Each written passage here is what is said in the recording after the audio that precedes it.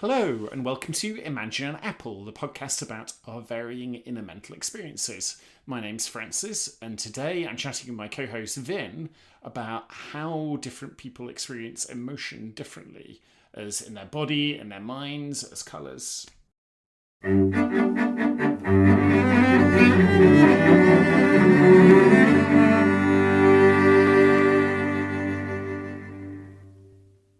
It was great interviewing Tom Cochrane yesterday about his book about emotion. Yeah.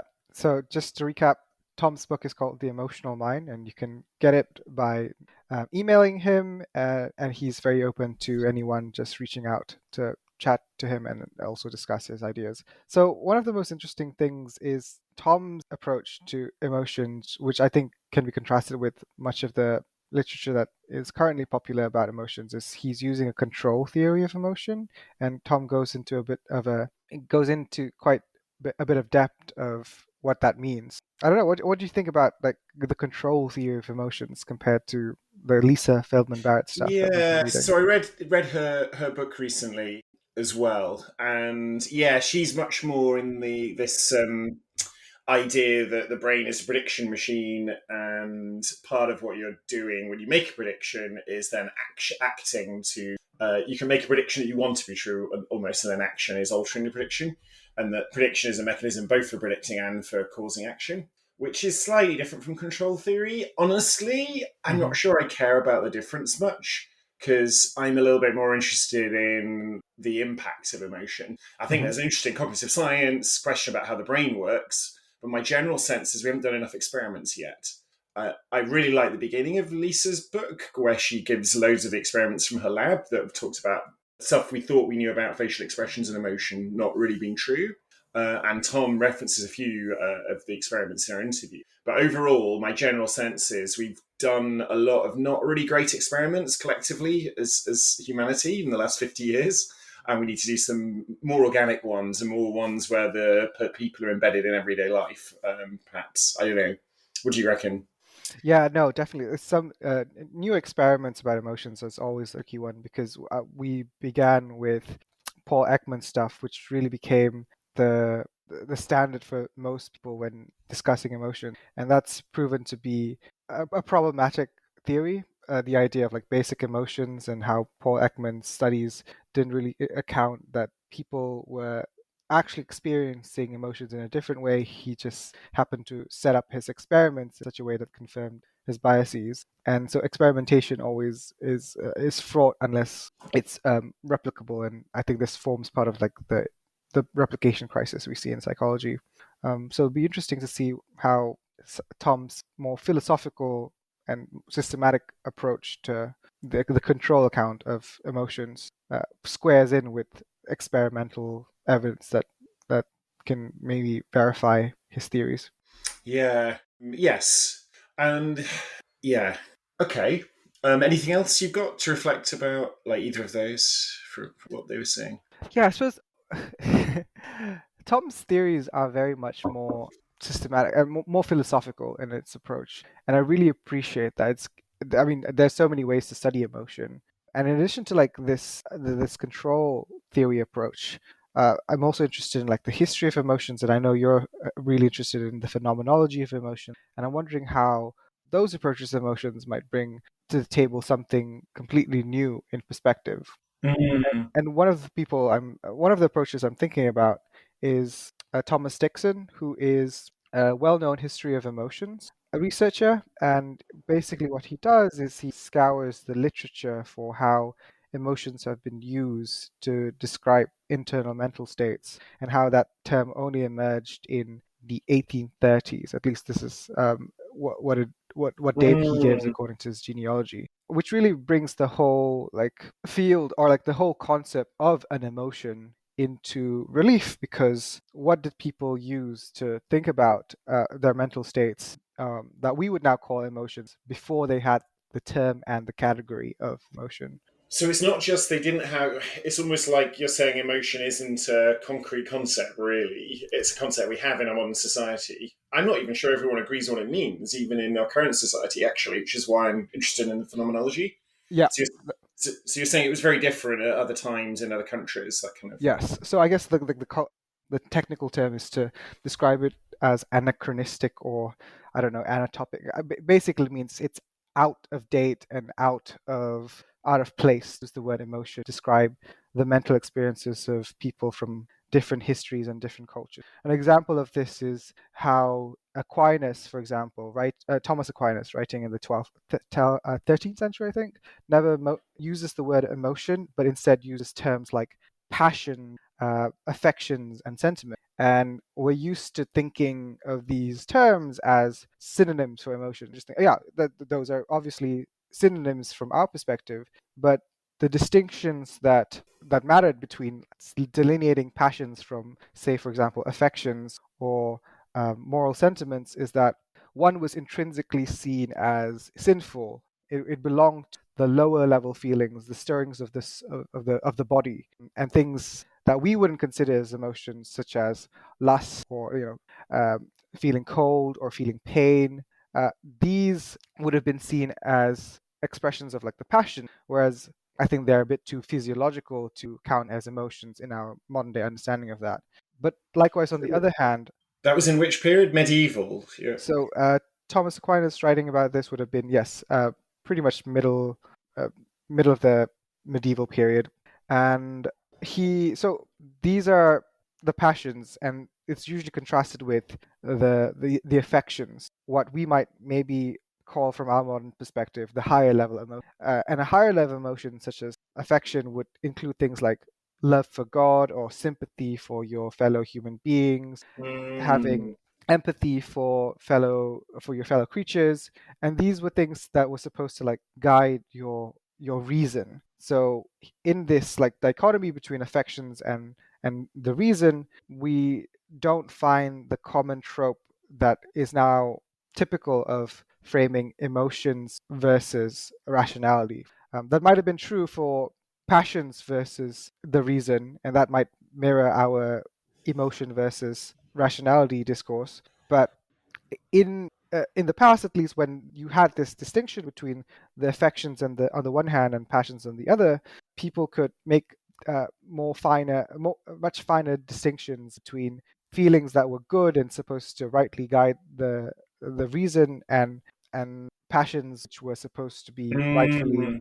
guided by or conquered by the faculty of reason. That's all super interesting. That fits really well with Lisa Feldman Barrett's general point that emotion is constructed and social and is Mhm. concepts that we make up as a society. And it's interesting you bring in rational thought into that as well, because yeah, there is this idea that there's emotions and there's rational thought, and that's maybe fundamental to brain structure almost, or to our body. But you're sort of saying that this show, would they treat rational thought in that same in that would be categorized differently as well as the emotions being categorized differently?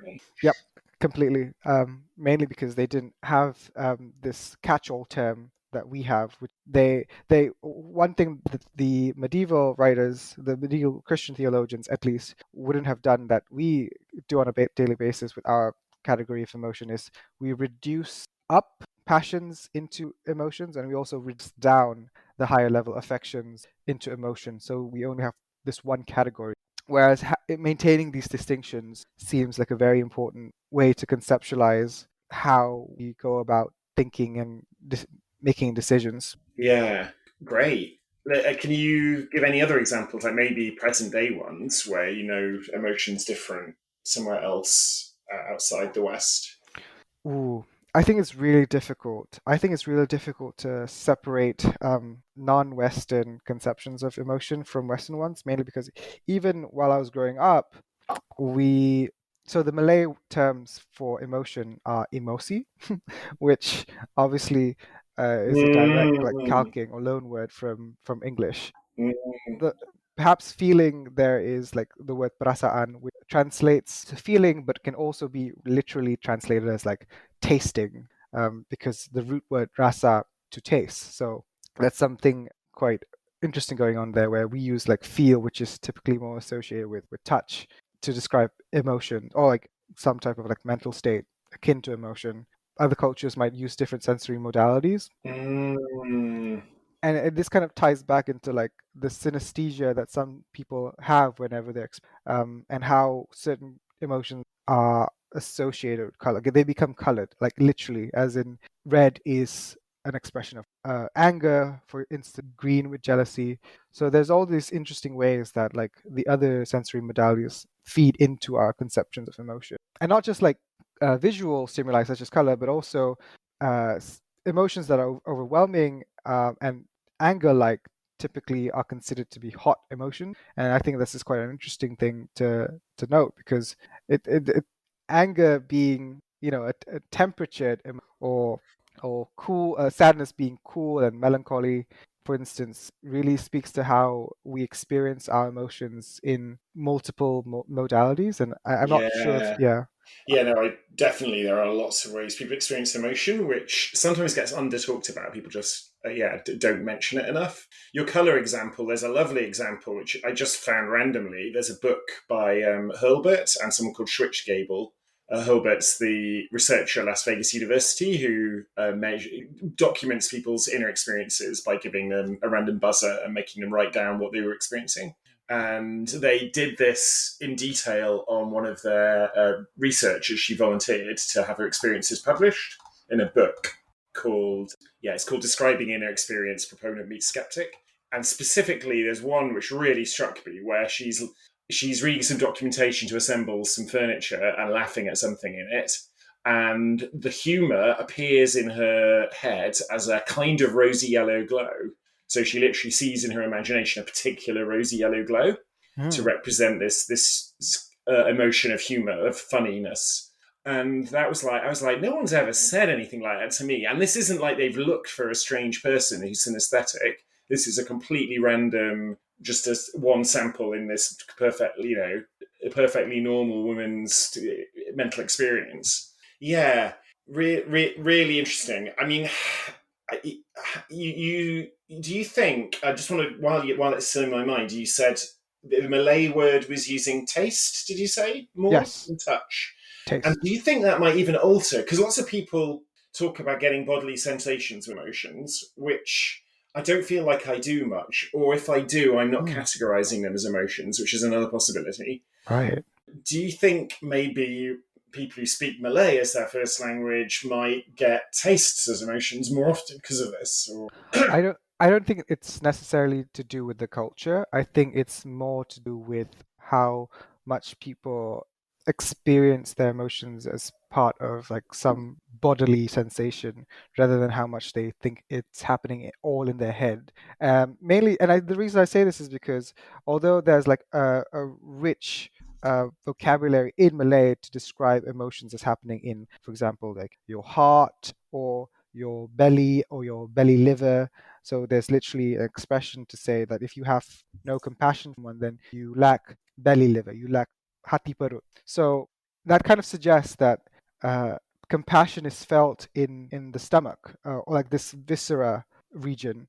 And I think that's similar to how English also has the word like heartless to describe someone for being not compassionate or showing sufficient level of kindness, the suffering of others. And I think there's something going on when people speak about certain body parts being associated with strong emotions. And English probably had that more in the past when we're more embodied, I guess. But with the advent of like word category of emotion and how that was associated, that people began to associate this thing as being a purely mental activity rather than coming from the heart, not like the metaphorical heart, but like the literal heart, then you predict these feelings as coming from your head, and maybe at the detriment of noticing it appearing elsewhere in the body.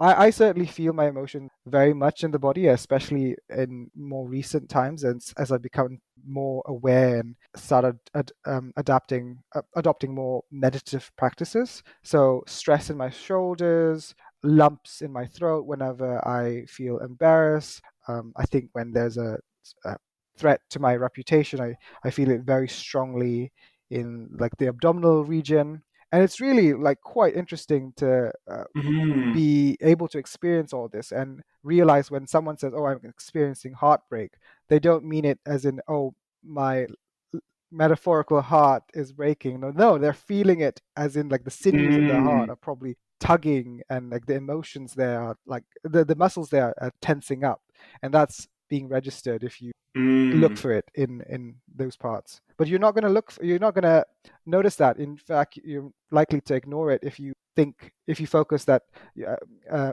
if you think that your emotions are happening in your head and you focus all your attention there. So, what's actually going on here? So, we know from some of the stuff Tom Cochrane said that emotion is very cognitive. So, something like embarrassment necessarily requires social modeling. So, it's not like your body is directly responding, it's going via the brain. And the brain somehow influencing the feeling in the body, or feeling it up, making up the feeling in the body. Yeah. But we also, Lisa Feldman Barrett talks a lot about body budgets and the purpose of both affect and I think emotion as well, Mm. to alter how the body decides to, allocate resources. An obvious one would be produce adrenaline, say, right? So it might be that you're feeling something which is caused by the emotion, that's to try and like an action taken from the emotion by the physical body. Hmm. I mean, what do you have any idea what's going on with this? Like, is it made up in the mind, or is there a real feeling in the body? And then how's that feeling getting caused when it must be cognitive as well as physical? So I have no expert opinion about this, but if I were to try to like hazard a guess, I think the mind, i.e., the nervous system, because it's throughout the body, it affects more than just whatever's going in the skull. Certainly, whenever I feel like a jouissance or like a frisson, it emerges from my spine, and it starts to like ripple out from the body rather than, oh yeah, I'm feeling this incredible pleasant sensation. It's because my brain is generating it. Like, no, probably it's coming from a part of my body that is processing this emotion and then generating sensations from that part. And I think cognition is very much intertwined with the nervous system, and the nervous system isn't all in the head. I think the Mm. brain certainly is responsible for much of this cognitive decision making, but the brain is also connected to the spinal cord, and the spinal cord is connected to every nerve in the body, and Well, that kind of innovates the whole organism instead of just remaining within the skull. critically, the gut brain in this as well. We've got Yeah. a brain as complex as the spinal cord in our guts, which could be doing some computation and working something out. Yeah, certainly. I think having good emotional slash mental health also affects how the gut processes things and how it does its job. Certainly, the immune system is very strongly affected by our mental states, and if you have, you're suffering from depression, I think research has shown that people tend to have weaker immune systems when their mental state is jeopardized in some way. Or likewise, it goes the other way around. Having poor immune system can affect our mental state. Yeah. Yeah, there was actually a great bit about that, again, in Lisa Feldman Barrett, where she talks about if you develop your emotional intelligence by paying more attention to your emotions and getting more granular and being more perceptive of your emotions, that can then potentially improve other things like your mental health, your bodily health, and so on. Yeah, I Really? kind of like that, because instead of like doing instead of taking your vitamins or what have you and your tabs, you could just think through your emotions, and an emotionally intelligent person would be just as effective Mm. as at regulating their diseases and like immune system than someone who takes the all Train these your pharmacy. managing of your body budget to be super detailed. Yeah, Yeah, interesting. yeah. So, would you say that most of the time, when you use the phrase that you experience emotion, is it usually a bodily feeling when you experience emotion, or do you sometimes experience it as imagery or words or? So it's interesting because I don't really imagine, I don't have much imagination when it comes to emotion, but I definitely express it in words. Whenever I'm not feeling it cognitively, if I'm not cognizing emotion, as opposed to like feeling it bodily, it feels like I'm suppressing some part of an emotion, and so I have to like cogitate about it, and so it feels like it's happening more in my brain, more in my head than it is in my body. But So, if I sorry, you're stop saying suppressing it, it kind of like reemerges somewhere else in the body, and like so this, that's Yeah, go on. An emotion you're trying by suppressing, you mean like hiding, Yes. for trying to not feel it almost, or you don't want to feel it. Yep. Or like I don't want to express it, and the expression sort of goes into my head, and I'm becoming more aware of like the feeling without necessarily sensing it in a body part. And then you're saying it then can go to a different body part. Yeah, that's exactly. Well, as I found out recently, that's what it does. Apparently, there's no suppressing it. Oh, I see. Yeah, yeah. So you'll feel right. So rather than correctly feeling it in your heart, you'll then get tension in your neck or something. That kind of thing. Yes, yes. Typically, this is something. If the if the feeling, if the emotion is being expressed or being felt in the face, such as like clenching of the jaws or like some furrowing of the brows or something like that, some contorting of the face, I'll be very mindful of this because obviously it's the face is a site of social information, and I don't Mm, want to.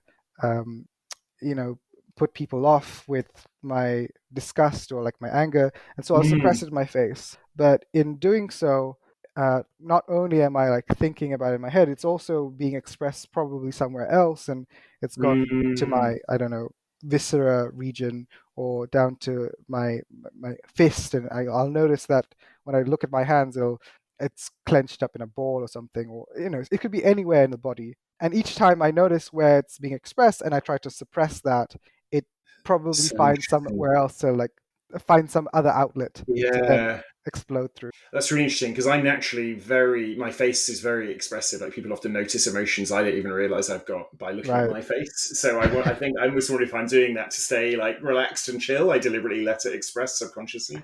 Right. Yeah. Um, Yeah. is that a meta emotion then? Because Tom Cochrane used this phrase "emotion for emotions about emotions" was a meta emotion. So if Mhm. you've got some other reason to not show your emotion in your face, and then you suppress it, and then you feel it somewhere else in a negative way, it might be that you're feeling almost the meta emotion in another place. Kind of might be one way of thinking about No, yeah, I've never thought about it that way. I've never thought about me suppressing one emotion and it then re-emerging somewhere else as like an expression of the meta emotion of that emotion rather than the emotion itself, if that makes sense. I'll have to come back to you on that one, but food Yeah, for thought. I'm not sure if it helps, but yeah. Okay, that's super. Yeah, so much going on here. Definitely asking people how they experience emotion is a very interesting thing to do. So I'm completely different from you. I do. I don't know. I'm not sure I count bodily things as emotion as much. So some people have referenced hunger as being emotion occasionally. I think Lisa Feldman Barrett has, Mhm. Or whereas an I affect. think Tom Cochrane would make say it was affect more. Yep. Yeah, is it more an affect? Yeah, Both of them would hunger say it was definitely. affect. Yeah, both of them consider that to Um, be affect. right. So, because I certainly wouldn't count something like hunger as an emotion, even Hmm. though it can be a physical feeling. Although, even then, even hunger is not always a physical feeling in me. Sometimes I just become rationally aware that Oh, I'm getting. I might have some other expression of hunger, like low blood sugar levels making me, hangry, like a bit right. tetchy or annoyed, and then I'll Hmm. cognitively go, not consciously, but cognitively realize I must be hungry, and then I will say I'm hungry and go and get some food, but Mm. actually I haven't necessarily even felt I'm hungry yet. And so typically when I feel emotion, I become conceptually aware. So I use lots of what Hurlbut calls unsymbolized conceptual thinking. So Hmm. this is thinking, when you think in your mind, you don't have images, you don't have words, but it's quite active and it's about concepts. Hmm. But it comes as a detailed, rich awareness of a concept in my head. And quite often I'm aware of emotions like that. And I'll go, oh, I'm feeling a complicated emotion. I don't even have a word for it, is very, very common. I'll go, I can sort of start to describe it or why I'm feeling it, but it's rich and detailed and I can't express in words what this emotion is. And it very much they feel very mental to me, like they're cognitive, complex, rich, intuitive cognitive responses, usually to social situations, I guess. Hmm. Yeah, and they're definitely emotions, and sometimes they wash through me. Like the expressions I get that are physical. Crying, I really like crying. I find it really powerful, and crying is an extremely rich language. Hmm. There's lots of subtly different ways of crying, and it can express all manner of emotions really well. And it somehow releases it. It feels like a fulfillment in a good way of the emotion to cry for me. Hmm. And I sometimes get like pulses through my body, Yeah. particularly extreme situations, like something really amazingly good, like romantically, or even a situation, like a thing that happens, I might get a rush of emotion through me.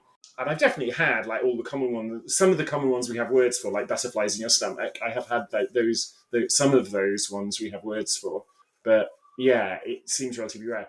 And I know there's an idea that we ought to feel our bodily emotion more. It's quite often mentioned amongst people. Like, do you know where that's come from? Is it kind of Alexander technique or Yeah, meditation? I'm not sure if it's originated from Alexander technique, but I've certainly heard many AT people uh, endorse this embodiment and like being aware of the bodily sensations. So it's certainly popularized by Alexander technique crowd.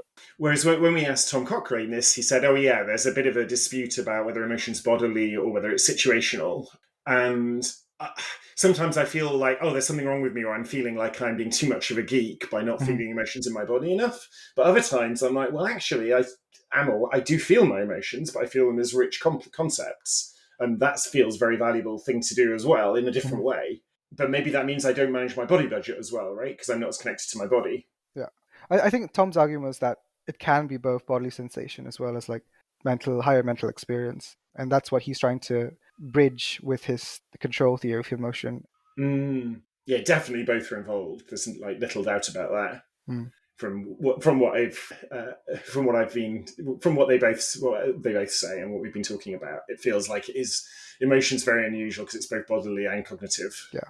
I suppose like a good example of this is like with the crying thing. Weeping can have multiple meanings. It could certainly very strongly associated with like sadness, at least in our culture. Mm, But so Thomas Dixon wrote a book on with Weeping Britannia, Portrait of a Nation in Tears, and he goes again. He's another like his historian of emotion that traces this particular expression, just producing tears or like lacrimation, and looks at how it has symbolized different sorts of emotions throughout the 6 centuries of weeping Britain, from medieval mystics who are experiencing ecstasy for God, and how tears for God were seen as this joyful expression, to tears as like a sign of melancholy, to tears of rage, and how it became suppressed during the Victorian era, and and the idea of like the British stiff upper lip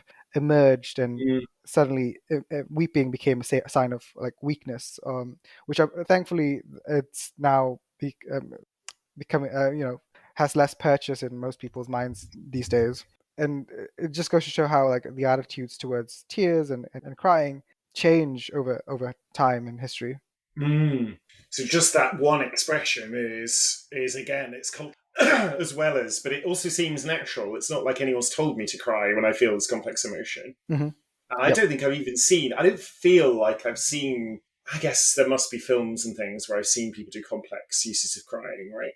Hmm. So perhaps I have taken it in culturally a bit. Very interesting. So it's much like it's a skill more. It's much like any other human activity, isn't it? Where there's different ways we can learn to do it and different ways we can engage with it. Yeah.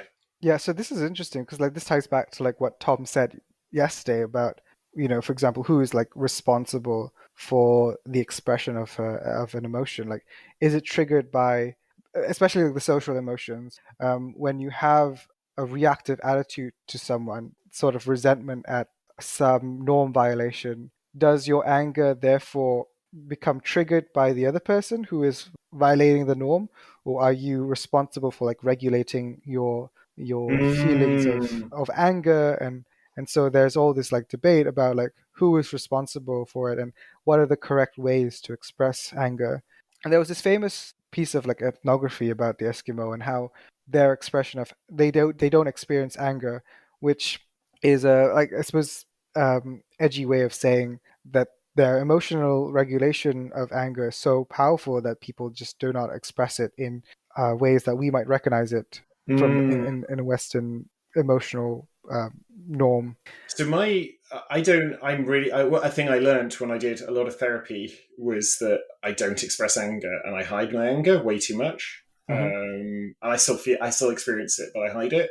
And that's definitely come from my family. I think my whole family does that. Yeah. And I ultimately think it's an adaptive thing to cope with World War II, actually. In the end, Yeah. it goes all the way back to there. And that's definitely caused me some problems because I don't communicate when there's something that strongly doesn't meet my needs, Hmm. and I like tend to hide it. Yeah, which so it's interesting that even in a society where there's anger, you can have subsets of people who then don't use that in some Yep. way, and presumably the cultures where there isn't anger at all but that are very functional, hopefully they have you say they probably got another way of dealing with the same problems Hmm. that mean they almost don't need anger because they're so good at communicating needs anyway, that kind of. Yeah, and I've certainly like experienced this clash in cultures and like emotional styles is like how I'm going to call it. Mainly because like growing up in different sorts of environments, sometimes you're expected to show anger, and other situations you're not expected to show anger. So when you start to like express this emotion in according to like the wrong norms of if it's very much in discord with the cultural norms of how you should express that anger in a situation, then you can get into a lot of trouble. And one example is with at least many of my friends that I'm currently living with, and I live in the UK at the moment. There's a premium on being direct about your emotions and at least being forthright about when your needs are not being met, because suppressing it can to resentment, and further down the line, can cause all sorts of problems. Mm, And so it's better to like have these outbursts rather than to not have them. And I certainly experienced this when I was being raised by by my uncle, and having like grown up with a different set of norms. This was very difficult for me to like pick up, but then I learned it all the same. And so when I went back to my parents to live with them for a few months after I graduated, I was acclimatized to like these new norms of like express your anger all the time. Um, and that was obviously like wrong when I brought it back to the home environment where anger is not supposed to be expressed, least of all from someone who is seen as like lower down the social hierarchy. If you have no authority, then you're not supposed to show anger. And when I did assert like my needs and authentically like expressed my emotions, that was met by disregard or like insolence. And mm, yeah, and it was just really fascinating to see how what I thought was like a righteous form of anger could very easily be seen as like insolence in another cultural context. mm. Right, so that's a sense of emotion being social in that it's about impacts between people. Yep. And there's also emotion that gets shared, which is really interesting as well, where you all feel the same emotion and that feels stronger, which feels, I guess it's the same thing, but that's a positive feedback loop rather than a conflict feedback between people. Hmm. Interesting. Great. Any other topics you want to cover, Vin, before we wrap up? Nothing too deep. I suppose I saw a tweet the other day where they very cleverly circumvented like the typical emotion versus rationality dichotomy of having that conflict between the heart and the head. And instead of saying, "Oh, it's my emotions against my rationality," it's my emotional rational complex against like another emotional rational cluster.